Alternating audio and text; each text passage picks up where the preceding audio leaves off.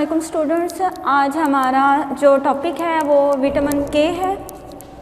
ये भी विटामिन एक फैट सॉल्युबल विटामिन है और इसमें जो जैसे मैंने आपको स्टार्ट में बताया है कि हर विटामिन की अपनी एक स्पेसिफ़िक ख़ुसूसियत होती है, एक स्पेसिफ़िक करैक्टर्स होते हैं। जैसे अगर हम ए की बात करते हैं तो नॉर्मल विजुअल प्रोसेस के लिए ज़रूरी है। विटामिन डी हड्डियों और जो है टीथ के लिए, दांतों के लिए बहुत ज़रूरी होता है क्योंकि मिनरलाइजेशन के प्रोसेस को ये स्टार्ट करवाता है। फर्दर जो विटामिन ई होता है वो नॉर्मल रिप्रोडक्शन के प्रोसेस के लिए बहुत ज़रूरी है। इसके अलावा स्किन को हेल्दी रखने के लिए एंटीऑक्सीडेंट है। और जो विटामिन के है अगर हम बात करें तो ये जो है एंटी हेमरेज जो है विटामिन, या इसको कोआगुलेशन विटामिन भी कहा जाता है। इसका बेसिक रीज़न कोआगुलेशन विटामिन या एंटी हेमरेज विटामिन बोलने का जो, या फिर इसका जो बेसिक रीज़न है वो ये है क्योंकि इसमें जो ब्लड के अंदर क्लॉटिंग फैक्टर्स होते हैं, जैसे प्रोथ्रोम्बिन हो गए, फाइब्रिनोजिन हो गए, तो ये जो ब्लड क्लॉटिंग फैक्टर्स होते हैं प्रोथ्रोम्बिन विटामिन के, उनकी सिंथेसिस में इन्वॉल्व होता है। डायरेक्टली इस तरह इन्वॉल्व नहीं होता कि ये उन जो ब्लड फैक्टर्स हैं उनके स्ट्रक्चर्स का हिस्सा नहीं होता, लेकिन ये उन ब्लड फैक्टर्स को बनाने के लिए, या जिनको हम प्रोथ्रोम्बिन या कोआगुलेशन फैक्टर कहते हैं, उनको बनाने के लिए बहुत ज़रूरी होता है। ब्लड के अंदर जो ब्लड प्लाज्मा होता है उसके अंदर जो प्रोटीन्स होती हैं, जैसे कि थ्रोम्बिन हो गई, फाइब्रिनोजिन हो गए, ये वो प्रोटीन्स हैं कि जो ब्लड की कोआगुलेशन में, ब्लड की क्लॉटिंग में इन्वॉल्व होती हैं। तो इसलिए हम क्योंकि ये जो प्रोटीन्स हैं ये कोआगुलेशन में इन्वॉल्व होते हैं और इनकी प्रोडक्शन के लिए विटामिन के बहुत ज़रूरी है, इसलिए हम इसे बोलते हैं कोआगुलेशन विटामिन। स्टार्ट करते हैं कि प्रिवेंट फ्रॉम हेमरेज। हेमरेज होता है ब्लीडिंग टेंडेंसी, यानी कि आपके जैसे स्ट्रोक वगैरह हो या इसके अलावा आपके बॉडी इंजर्ड हो तो उस दौरान जो है वो ब्लीडिंग बॉडी से स्टार्ट होती है। तो वो जो ब्लीडिंग टेंडेंसी है अगर उसका टाइम प्रोलॉन्ग हो, वो काफ़ी टाइम के लिए जो है उसकी क्लॉटिंग ना हो रही हो, तो इट्स मीन कि ये जो विटामिन है इसकी डेफिशिएंसी है। और अगर इसकी कमी होगी तो डायरेक्टली जो है वो प्रोथ्रोम्बिन जो ब्लड फैक्टर्स हैं, जो कोआगुलेशन फैक्टर्स हैं, उनकी सिंथेसिस जो है उस पर अफेक्ट होगा। तो डेफिशिएंसी, इसकी कमी को हम बोलते हैं हाइपोप्रोथ्रोम्बिनीमिया या प्रोलॉन्ग्ड प्रोथ्रोम्बिन टाइम भी कहा जाता है। प्रोलॉन्ग प्रोथ्रोम्बिन टाइम बोलने का जो रीज़न है वो ये है कि इसमें जो क्लॉटिंग फैक्टर होता है, क्लॉटिंग टाइम होता है ब्लड को क्लॉट करने का, वो टाइम ड्यूरेशन ज़्यादा हो जाता है नॉर्मल से। जैसे अगर नॉर्मल की बात करें तो नॉर्मल होता है 12 to 15 सेकेंड, लेकिन इसमें क्या होता है कि अगर आपके अंदर विटामिन के की डेफिशिएंसी है, कमी है, तो ये जो टाइम है ये 30 सेकेंड तक जो है वो चला जाता है। तो ये प्रोलॉन्ग्ड प्रोथ्रोम्बिन टाइम बोलने का रीज़न यही है कि प्रोथ्रोम्बिन टाइम जो है वो इंक्रीज़ हो जाता है। सिनोनिम, इनको एंटी हेमरेज विटामिन भी कहा जाता है, कोआगुलेशन के हेमरेज से प्रिवेंट करता है और ब्लड क्लॉटिंग करता है, और इसलिए हम इसे कोआगुलेशन विटामिन भी कहते हैं। केमिस्ट्री अगर हम कहें स्टडी करते हैं तो सबसे पहले तो ये तो फैट सॉल्युबल है। फर्दर क्या है कि हीट जो है हीट स्टेबल भी है, कि थर्मो जो है लाइएबल विटामिन है, थर्मोस्टेबल विटामिन है। हीट जो है हम इसको करें तो उससे ये डिस्ट्रॉय नहीं होता। Further sensitive to light and oxidising agent, यानी कि लाइट और ऑक्सीडाइजिंग एजेंट दोनों के लिए सेंसिटिव है। K1 प्लांट ओरिजिन से हम लेते हैं, यानी कि K1 विटामिन प्लांट में पाया जाता है, और फाइलोक्विनोन इसका जो है यानी कि जो K1 है उसकी एक टाइप है फाइलोक्विनोन। K2 बैक्टीरियल ओरिजिन है और इसको मीनाक्यूनिन कहा जाता है, और K3 जो है ये सिंथेटिक होते हैं और इसमें फिनोडायोन जो है ये इसकी टाइप्स हैं। सोर्सेज, यानी कि अगर बात करें तो प्लांट से भी हम इसको एक्सट्रैक्ट करते हैं और एनिमल दोनों के अंदर पाया जाता है। प्लांट में K1 टाइप पाई जाती है, और जितने भी ग्रीन लीफी वेजिटेबल्स होती हैं, इसमें स्पेनिश हो गया, फर्दर जो है ग्रीन वेजिटेबल्स जो होती हैं उसके अंदर ये एक्सेसिव अमाउंट में पाया जाता है। एनिमल्स में अगर बात करें तो एनिमल्स फिश के अंदर बहुत ज़्यादा मिकदार में होता है, मीट में पाया जाता है, मिल्क के अंदर और एग्स के अंदर। इसके अलावा एंड्रोजीनियस सिंथेसिस भी है। एंड्रोजीनियस कि आपके अपने इंटरनल ऑर्गन्स या आपके बॉडी पार्ट के अंदर ये सिंथेसाइज होता है।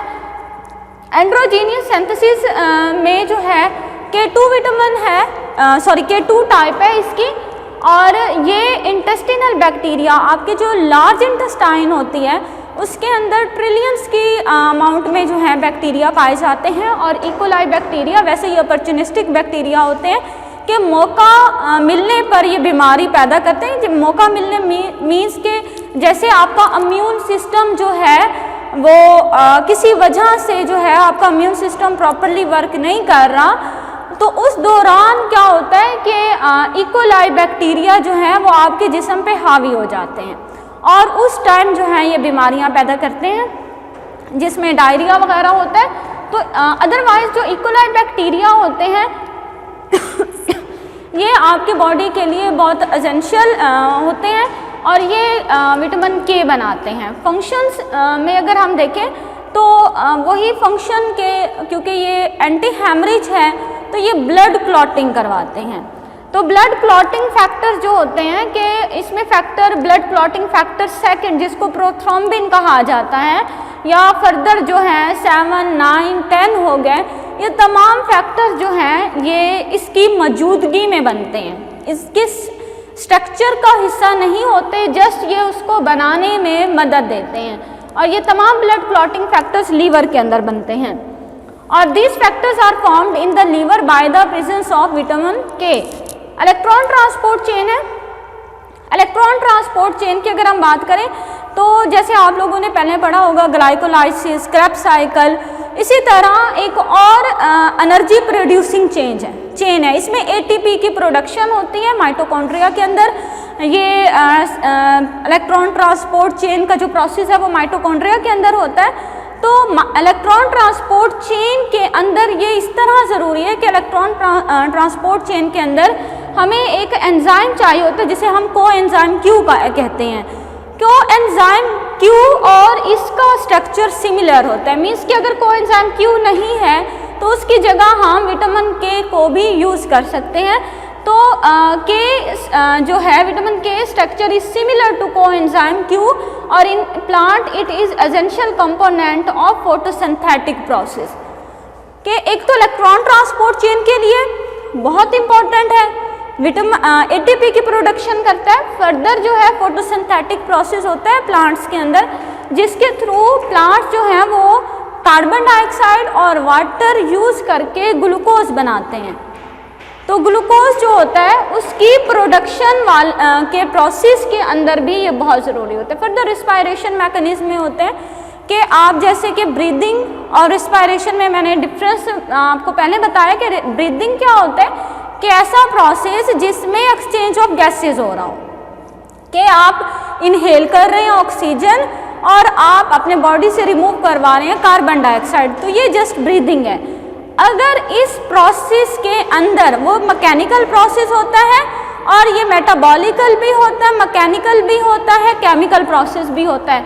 वो इस तरह के जब आप इनटेक करते हो ऑक्सीजन और ऑक्सीजन इनटेक करने के बाद ऑक्सीजन आपके ब्लड के थ्रू आपके सेल्स में जाती हैं और सेल्स में जब कार्बोहाइड्रेट्स की ऑक्सीडेशन होती हैं तो उस दौरान जो है कार्बन डाइऑक्साइड एटीपी वगैरह बनते हैं, साथ में वाटर बनती है और फिर वो कार्बन डाइऑक्साइड दोबारा आपके ब्लड में आती है और ब्लड से हार्ट और हार्ट से लंग्स में जाते हैं। तो ये एक एनर्जी प्रोड्यूसिंग प्रोसेस है। तो रेस्पायरेशन जो मैकेनिज्म है उसके अंदर भी विटामिन के बहुत इम्पॉर्टेंट रोल प्ले करता है। फर्दर इसकी डेफिशिएंसी अगर कमी हो जाए तो इससे हाइपोप्रोथ्रोम्बिनीमिया होता है, अनकंट्रोलेबल हेमरेज जिसको कहते हैं, प्रोलोंगेशन ऑफ प्रोथ्रोम्बिन टाइम, यानी कि जो प्रोथ्रोम्बिन टाइम है वो प्रोलॉन्ग्ड हो जाता है, नॉर्मल से उसका जो टाइम है वो इंक्रीज हो जाता है। नॉर्मल होता है 12 to 15 सेकेंड और जो प्रोलॉन्ग टाइम होता है वो 30 सेकेंड होते हैं।